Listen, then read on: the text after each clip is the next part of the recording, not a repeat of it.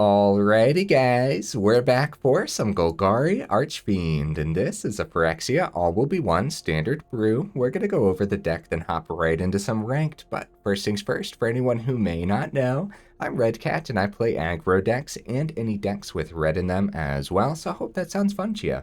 Yeah, we're breaking the rules a little bit today by playing some mid-range without any red, huh? But that's okay because this was actually a suggestion over in the Discord, so thank you so much for the suggestion. We got 4 fight riggings in here, guys. A 3 mana enchantment with Hideaway 5. At the beginning of combat on your turn, you can put a +1/+1 counter on target creature you control. Then, if you control a creature with power 7 or greater, you may play the exiled card without paying its mana cost. So nice. Hideaway 5 is actually pretty decent. Top 5 cards, we're probably going to hit something beefy in here. So we have 4 Shakedown Heavies to work with the fight rigging since it has 6 power. It's a pretty powerful creature too, underplayed because Graveyard Trespasser exists, I suppose. Got 4 Archfiend of Dross in here. This is a 4 mana, 6/6, flying. And when it enters the battlefield, it gets 4 oil counters on it. At the beginning of your upkeep, remove an oil counter from Archfiend of Dross. Then, if it has no oil counters on it, you lose the game. Okay. Whenever a creature an opponent controls dies, its controller loses 2 life. So yeah, hopefully you're just wrapping up the game before this loses all the oil counters. But we do have some cards that proliferate in here to keep those oil counters in case the game goes on a little bit too long, huh? On the top end, working with the fight rigging, we have 2 Titan of Industries, very powerful creature. We have a Tyrranax Rex. This is a 7 mana, 8/8, can't be countered, trample, ward 4, haste. That is sweet. So if you hit it with the fight rigging and you have that big old chunky Shakedown Heavy or something, getting that Rex out with haste sounds awesome. Then it also has Toxic 4. We're not worried about winning the game with poison, but you never know. You might be up against some kind of weird life gain deck and the poison might come in handy.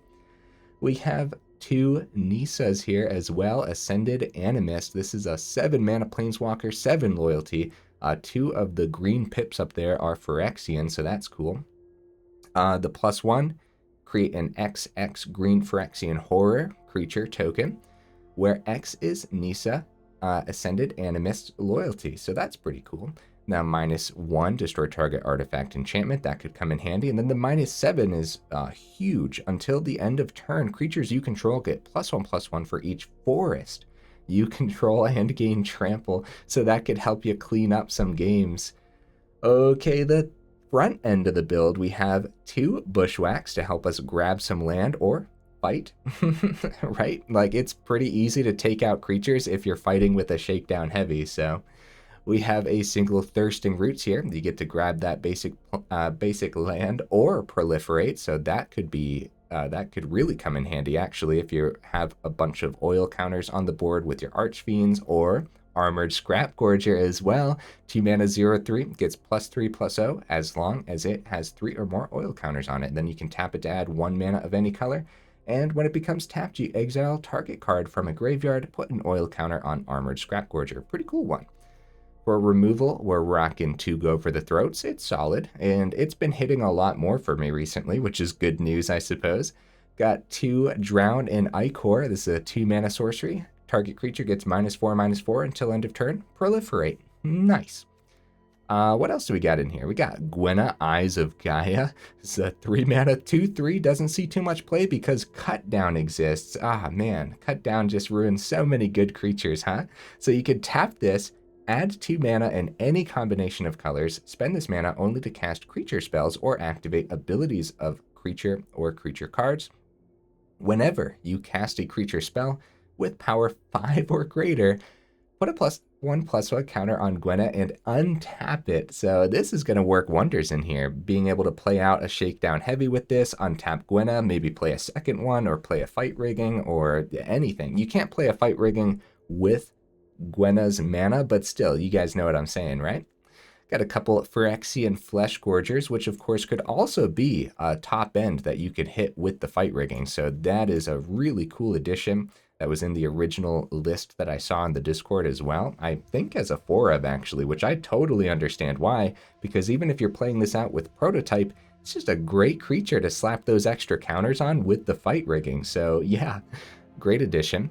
Drag to the bottom here. This is a 4-mana sorcery with Domain. Each creature gets -X/-X until end of turn, where X is 1 plus the number of basic land types among lands you control. So in the mana base then, we are rocking all the Proving Ground to work with the drag to the bottom, and a Spara's Headquarters, and a Raffine's Tower, which you don't have to have these. It's just, I thought I would. So Raffine's Tower could just be an extra swamp if you want, and the Spara's Headquarters can just be an extra forest if you want. So yeah, these aren't necessary, and it might slow us down a little bit, or it might help us clean up a lot of board states with the drag to the bottom. So we'll see, kind of just testing these out over here.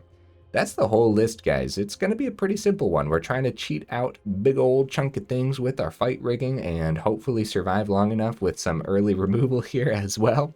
Of course, we're trying to ramp into this whole mid-range side of things as well. Okay, some honorable mentions. Sheoldred's Edict. I actually really like this removal, but I'm trying out the Drown and Ichor combo with the Go for the Throat this time instead of the Sheoldred's Edict. Tenacious Underdog could be a cool one. Loam Speaker could be cool. Taxidermist is often overlooked, but I think Scrapgorger is going to be much better in here since we have the cards that can also proliferate. Llanowar Green Widow could be cool with the Domain, as well as Weatherseed Treaty with the Domain, and the Briar Hydra with the Domain could be a cool top end as well. Just something to think about.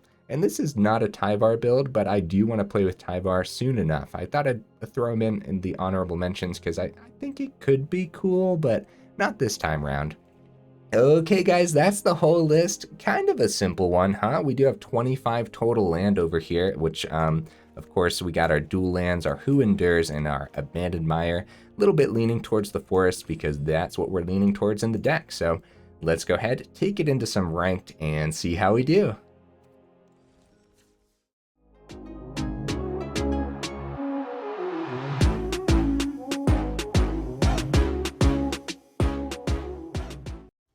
All right, we'll see if we can get right into that first match today, guys.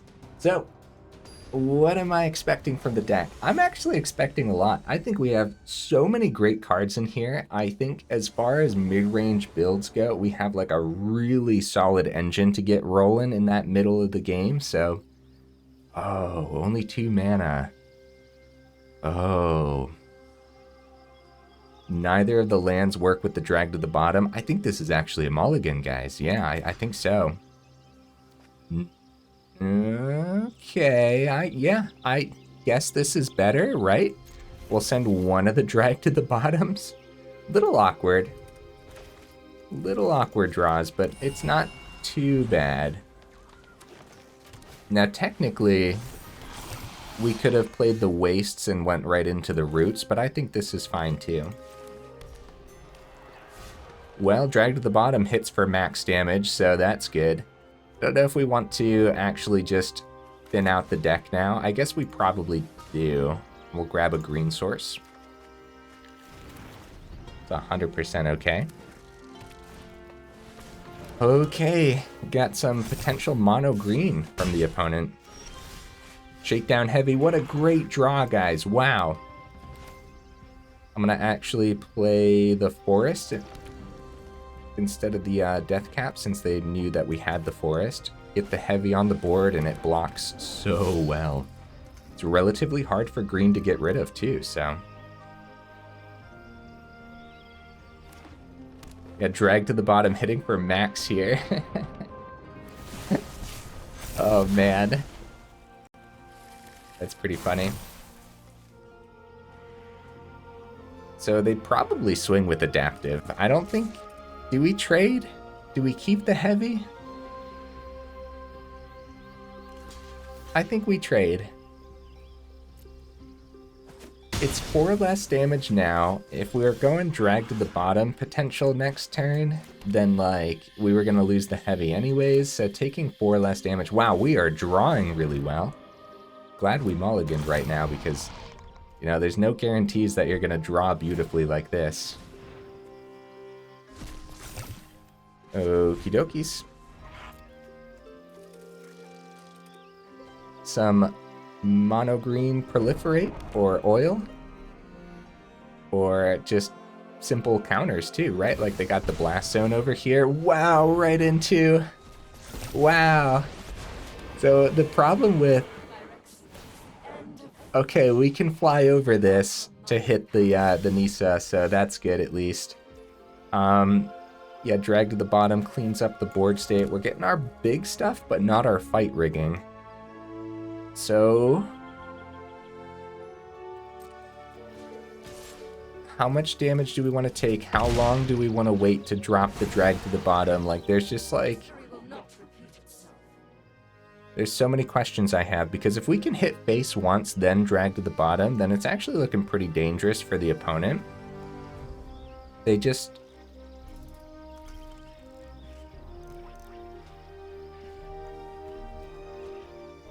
I'm gonna wait.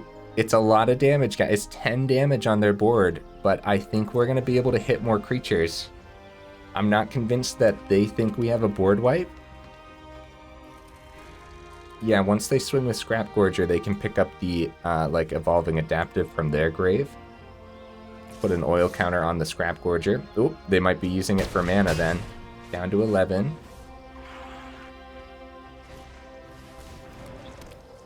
Okay, we have a lot of top end here. Even a land won't do too much, but yeah, this board wipe's looking really good. This board wipe is looking really, really good right about now. Any reach over here? No?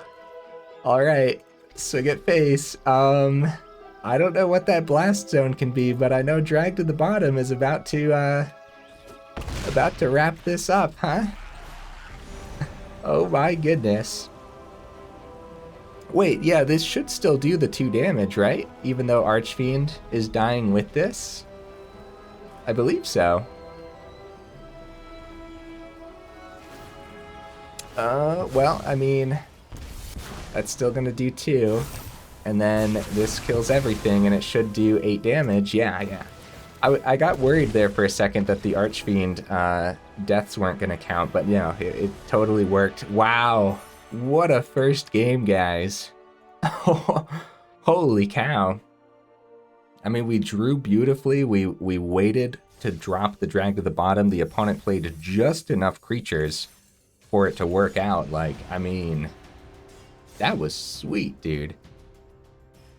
Like, overall, you can't ask for too much more, other than actually seeing the fight rigging, which would have been pretty good in that matchup too. But either way, like, wow. All right, opponent, what are you bringing to the table, buddy? It feels a little weird making a video on a mid-range deck that doesn't have red in it, guys. I gotta be real with you, but I mean, you know, going outside of our comfort zone sometimes is totally fine. Now, this is a good hand. Ooh, okay, starting with Proving Ground is definitely best bet. Get it down tapped, go Forest into Scrapgorger next turn. Actually, Swamp works too. That way we don't have... well, it doesn't really matter, does it? Yeah, it doesn't really matter. Right into Scrapgorger.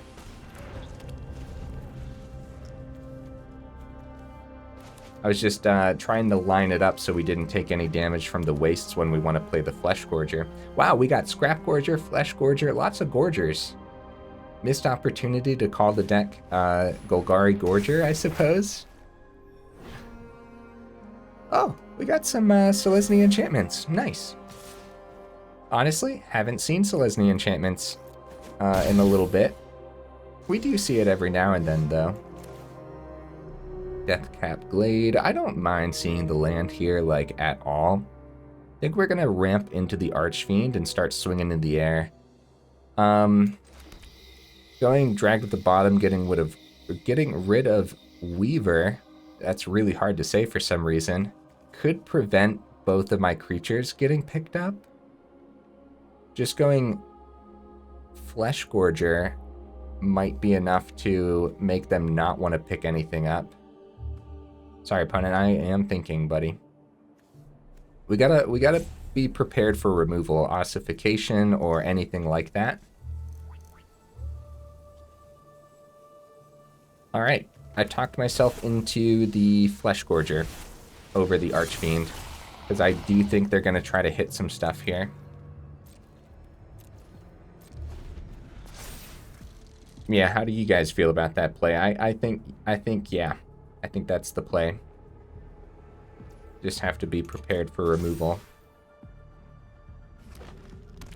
And we're definitely going to wait to drop the drag to the bottom for the portrait to flip, and maybe they'll get a couple other things.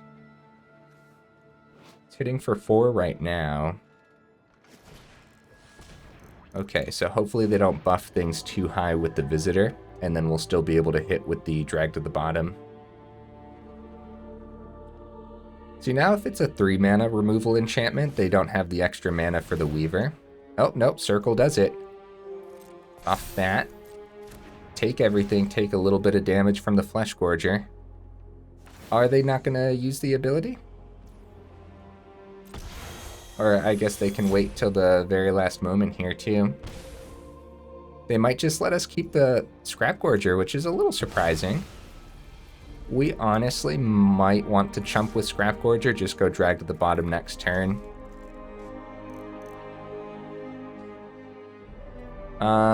Chumping with Scrapgorger could be fine either way, even if we wait for the drag to the bottom. Because this, at least this doesn't have trample like a Army of Transients would. Tough decisions, guys.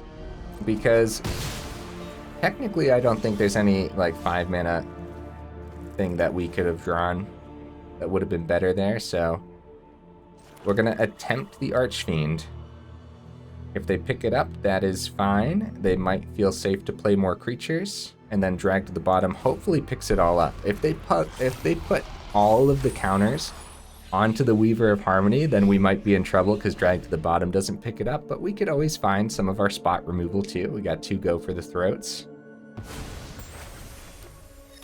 And next turn, if we don't want to pick this up, then we could always...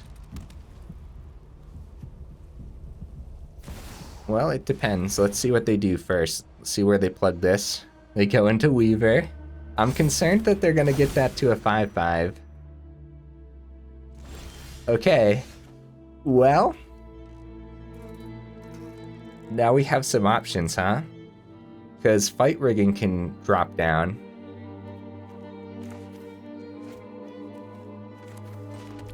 And we might be able to hit a drag to the bottom off the Fight Rigging, which could be really, really good. If we swing for 6, then just clean up this board, that's the safest bet.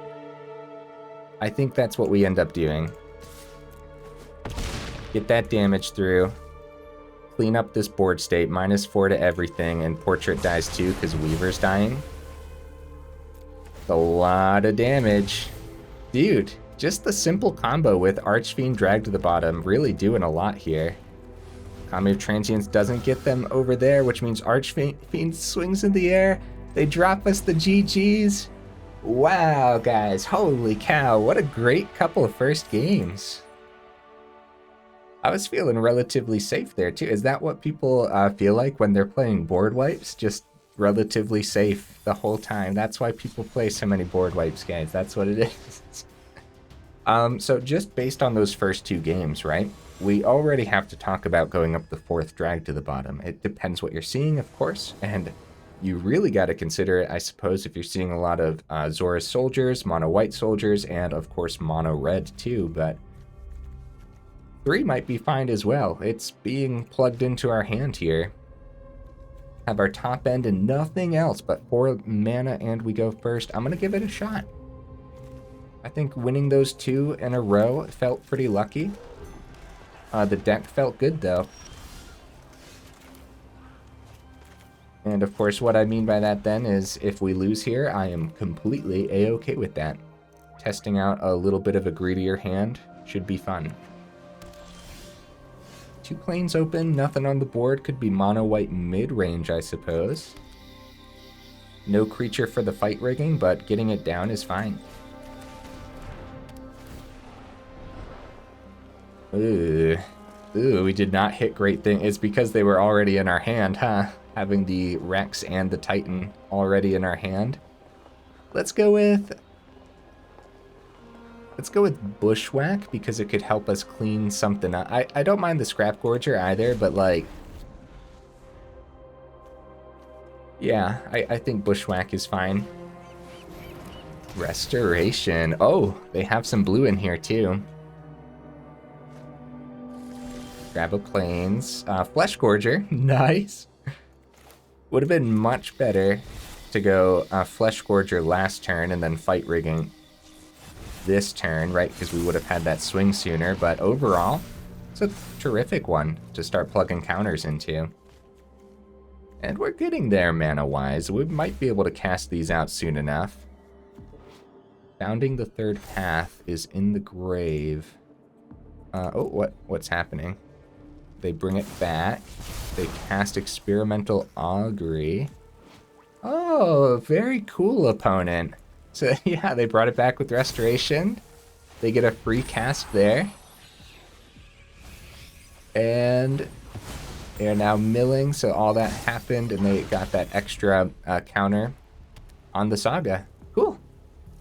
Very cool. I have no idea what we're up against. I suppose it would be, since the Proliferate's here, I'm not really sure. They're going to take 4, get the Fleshgorger out of here. Yeah, that's bad news. That's bad news. Another Restoration. A very cool deck so far, opponent. Azorius Sagas, maybe, or just Azorius Control, rocking some Sagas. Very possible as well. Scrapgorger. Yeah, if we top deck a land next turn, and if we're allowed keeping Scrapgorger on the board. So we play the... Oh man, Who Endures hits so much over there. But again, yeah, we top deck that land. We could ramp with the Scrapgorger if we keep it. Might not even stick on the board then. Tempted to use the Who Endures on this Restoration here. But I think we're going to play it. I don't know.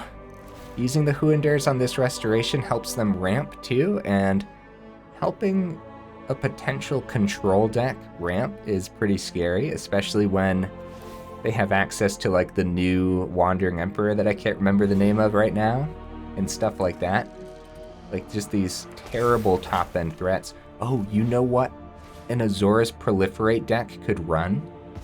Oh, well, yeah, obviously the Planeswalkers, but then also the Warden, Sanctuary Warden, yeah. Proliferate some extra shield counters on that too. Get rid of some shield counters, go wide with the tokens. That sounds cool.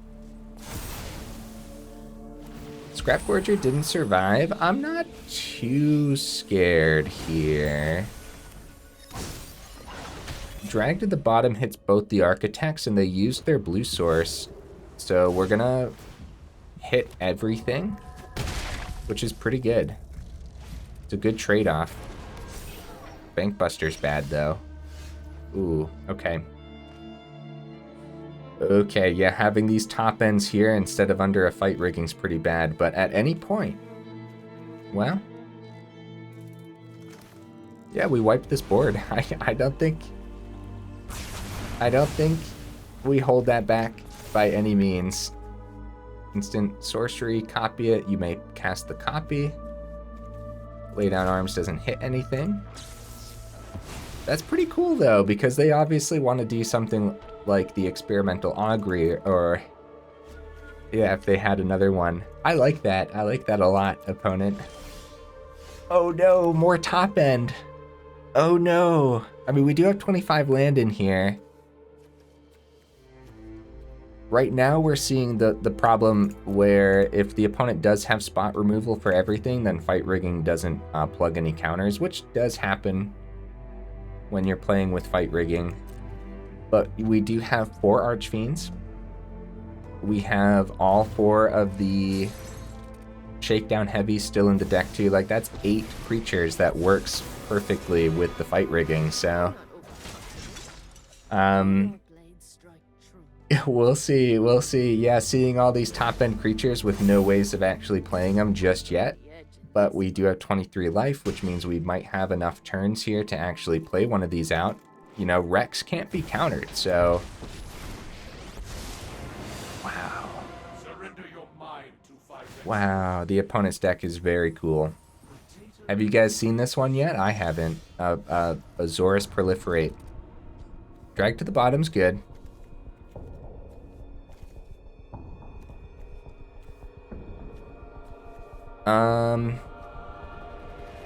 It's too bad this is sorcery speed because we can't hit the Bankbuster then. Actually, Bankbuster's terrifying for this deck in particular because the only other removals go for the throat. All right. We're going to hold back, which is really, really bad. Oh, they're milling us too. I forgot to check this. Oh, look at all the land. No, you monster. There's one Shakedown Heavy. Both Nissas are gone, or Nissa. I never know how to pronounce that planeswalker's name. Would you guys believe me if I said I never heard it pronounced either? I wouldn't believe myself. I don't think I have though. Okay, that's a 4/4. Gonna keep Bankbuster to draw, and we should probably... Okay, we did see some mana here. Drag to the bottom now hits a lot more.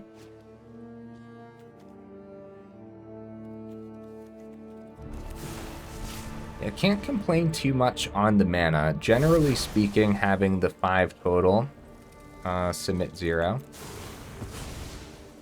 Generally speaking, having the 5 total is fine when you're trying to cheat out the top end, not always cast it. Couple Rex, couple turns in a row could go a long way if they don't have spot removal, which instant speed spot removal, right? Which they might not. We've only seen the lay down arms so far. Swing with Bankbuster down to 12. We still have a couple turns, guys. We could see another land. They did get rid of a lot of land, though. And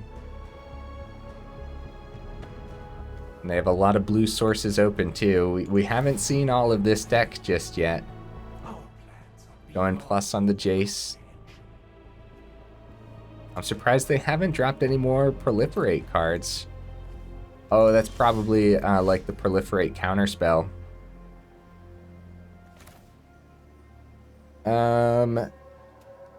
Go for the throat doesn't hit the Bankbuster anyways.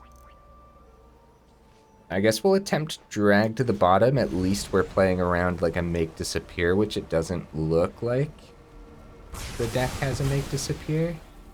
A -2 on Emperor. Or, I'm sorry, -1, I mean. Filter out, yeah, I mean, overall, we drew all right. We're not drawing great right now, and it was a risky hand to keep early on. Yeah, the big downside, of course, with fight rigging is actually keeping a creature on the board where the damage that we were actually able to get through was actually on the ward from the Fleshgorger. And another Fleshgorger would have been a sweet draw, too. So we only have 2 of them in here. We might want to talk about going up some more Fleshgorgers, especially since it's just another great card to hit with the fight rigging too. Oh my goodness, there's no way, dude. They just hit 3 Archfiends in a row with the mill. Oh no, that's so bad. Oh, that's so bad, guys. Well, mana off the top, untapped mana off the top, and then Rex is going to start swinging in. Actually, we're getting really low on cards, man. We have 8 cards left in the deck. Do they have another Jace? They might. They do. Wow.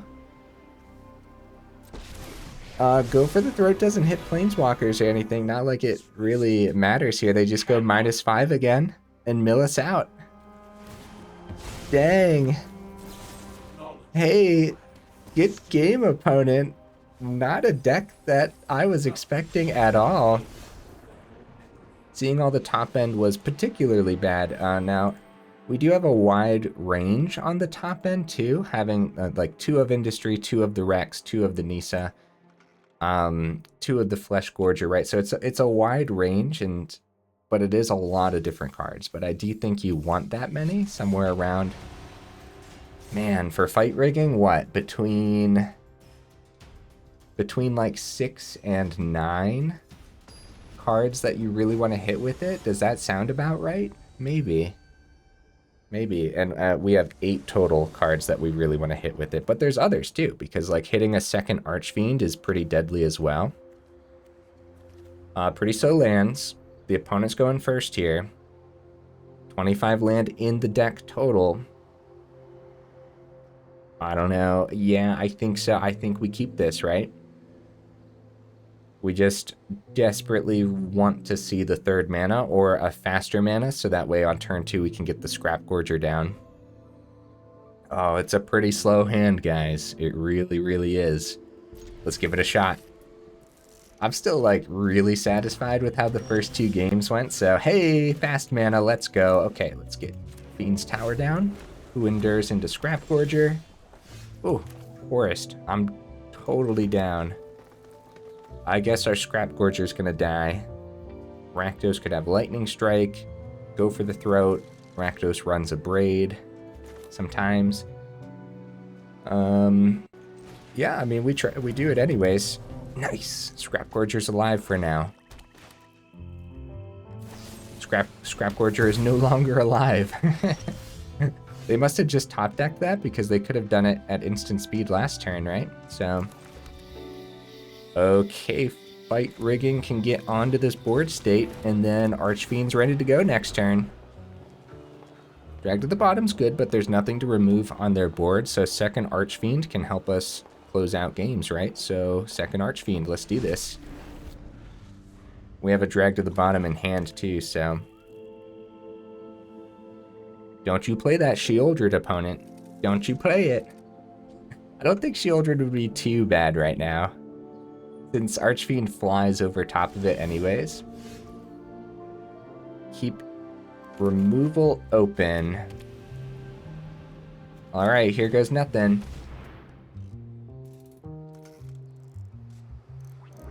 I really... Oh, it's big score. They have 2 mana open still for like another go for the throat. It is not another go for the throat. So we have 2 Archfiends on this board state right now. We have 1 Archfiend on this board state right now. Okay, so we're going to sacrifice the one without the counter, right? They have 3 mana open.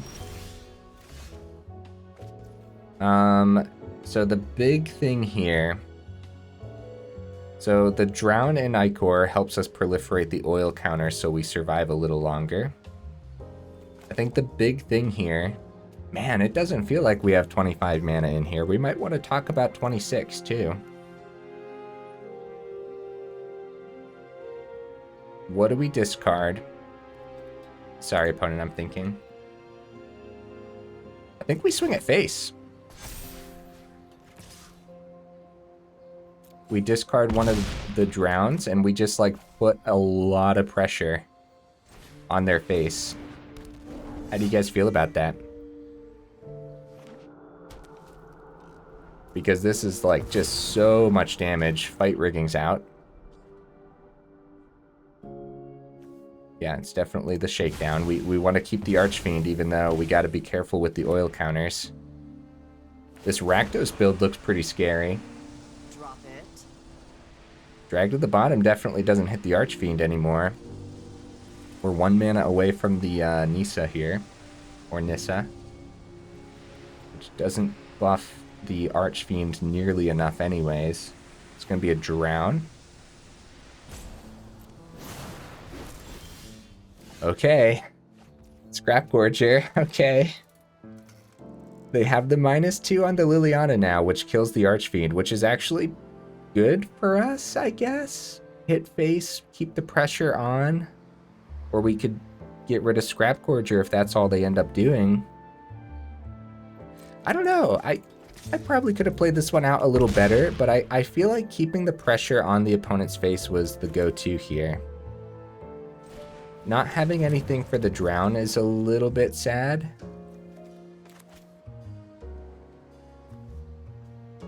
I guess we could have hit our Scrapgorger, get an extra counter of damage through there, but no, that's not worth it at all. Okay, yeah, playing it out with 4 mana is completely fine, especially since we actually got to use our Fight Rigging and everything there. Vraska takes the Archfiend out of the equation, but it does help us ramp a little bit with the treasure. Scrapgorger's out of here. Liliana's out of here, though, too.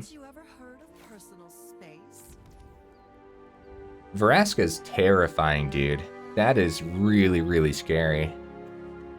Target creature becomes a treasure token, and they can do that how many turns in a row? Yeah, that's really scary. 1, 2, 3, 4, 5, 6.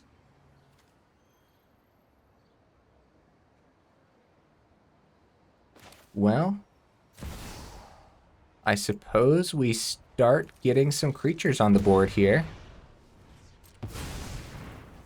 I don't think there's any other play here. We definitely don't sit on this, and we definitely want to max out this Planeswalker to as much as we can, right? That makes the most sense to me. This has been just an incredible amount of removal and ways to remove from the opponent. But if I would have swung at Liliana, maybe stuff would still be out there. Now they -2. Oh my goodness. Oh, great draw. Oh, we can't do it though. We're 1 mana short from playing Titan. Oh no. Oh no, guys. Big Score showing off its overall power here. Big Score just being an incredibly underplayed card, guys. Helping you filter through, ramp up. I bet there's a couple Vraskas on the top end of this build.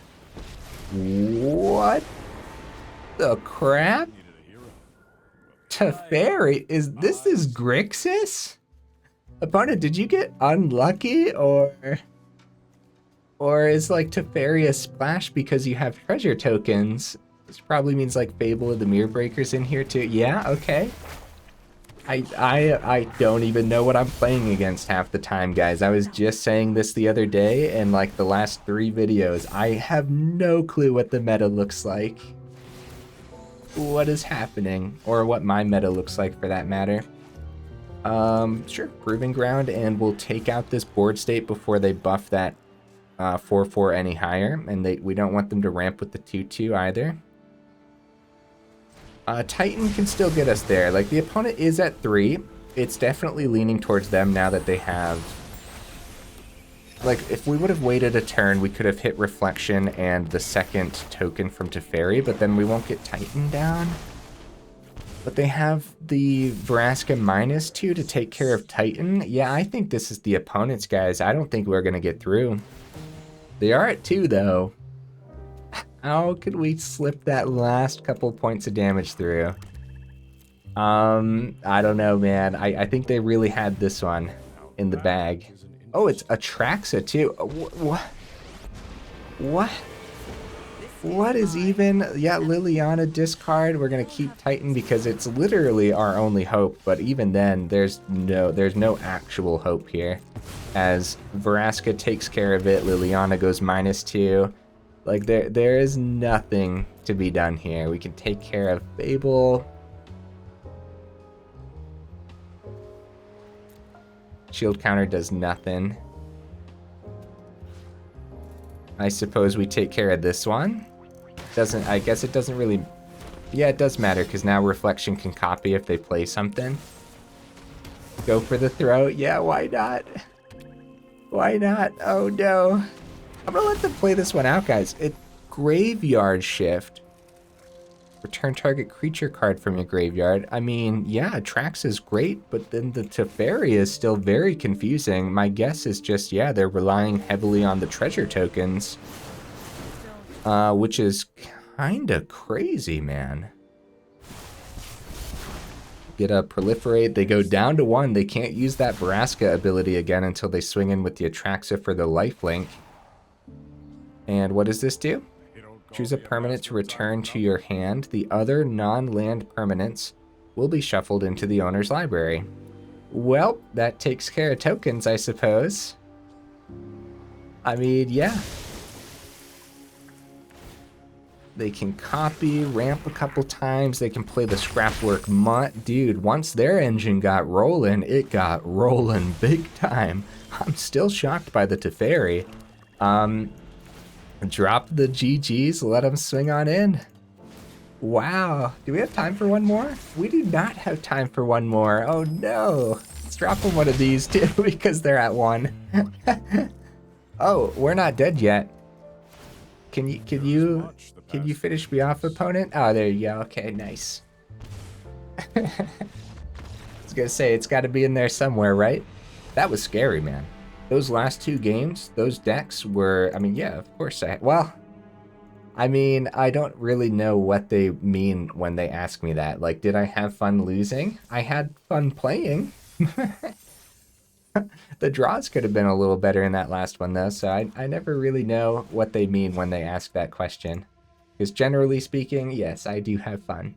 Here's the deck list again, guys. What could we do? More top-end creatures could be great. Whenever we went over, like, Tenacious Underdog over here, a couple of those could be good. What do you drop? Probably one of the Nissas. I think this is only necessary as a one-of.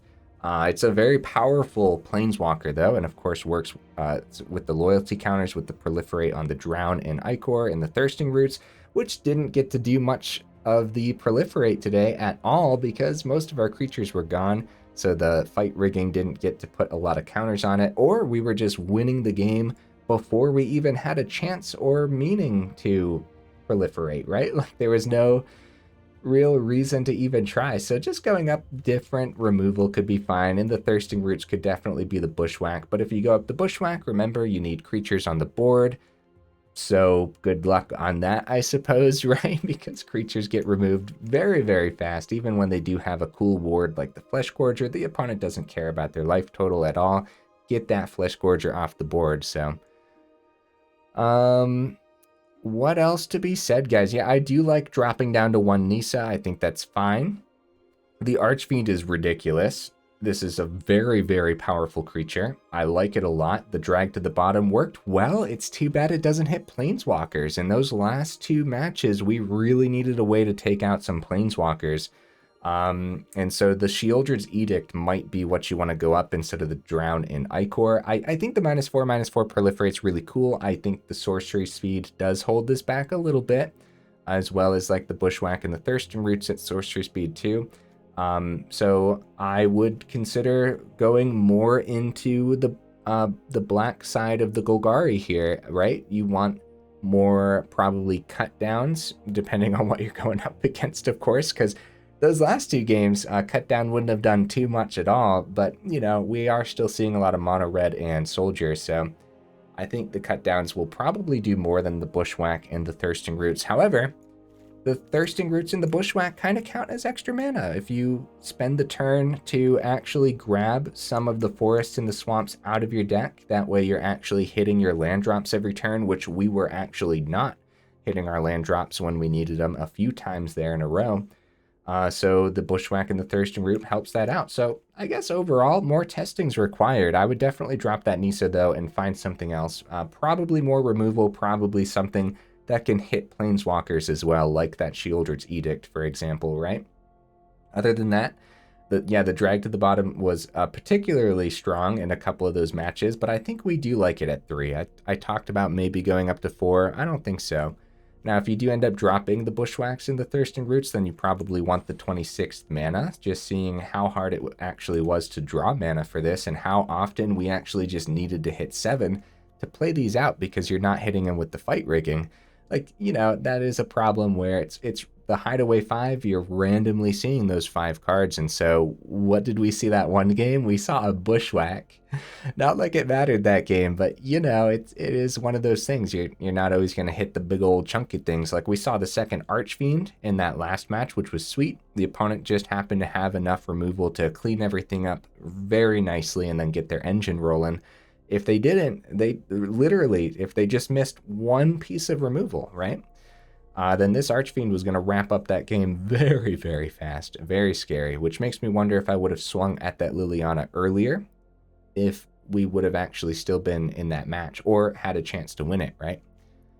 Anything else, guys? I do like the Spara's headquarters and the Raffine's tower for the drag to the bottom. Being able to hit more is nice. However, that being said, like, they are technically unnecessary. This could be another forest and this could be another swamp, and I think you'll be completely fine.